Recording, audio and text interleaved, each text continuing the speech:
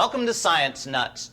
Today we're going to talk about words, and specifically prefixes and suffixes of scientific words. Language is ever evolving. If you just think about some of the words that you use in your daily life, like photobomb or sexting, guyliner, tired boots, glamping, or mashup, any of those words. For a non-English speaking person, those words might seem like a foreign language.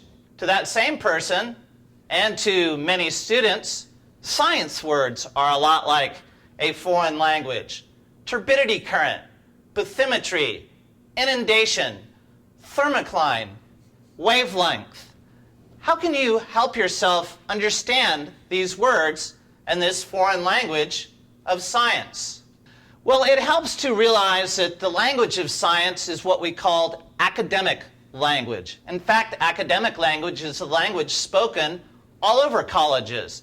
It's a formal way of speaking with very specific words and specific definitions invented by scientists and scholars because it helps us define very carefully in a very detailed manner the phenomenon or process that we're talking about.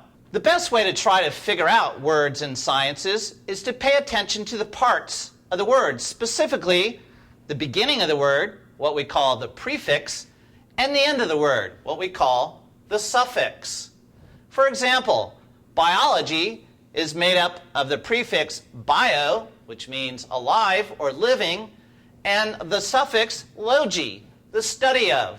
So biology is a study of living things. Interstellar is made up of the prefix inter, which means between, and think of the word interstate, between states, and stellar, stars. So the word interstellar means moving between the stars. This word here, pneumono-ultramicroscopic silicovolcanoconiosis, is the longest word in the English language, purportedly.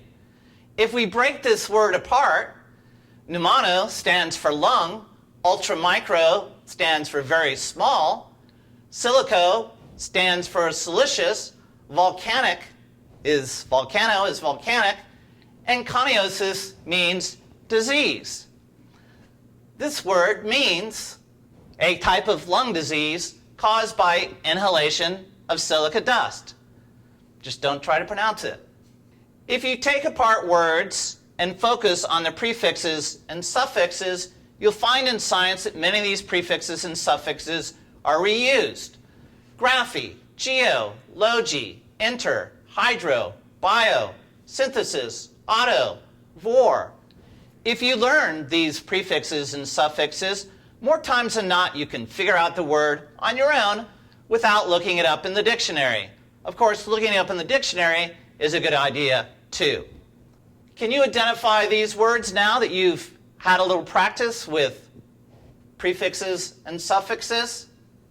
It's going to take practice. Make flashcards. Use an online dictionary. Make reading logs.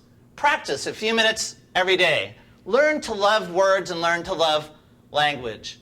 And never give up, never surrender. Thank you for watching Science Nuts.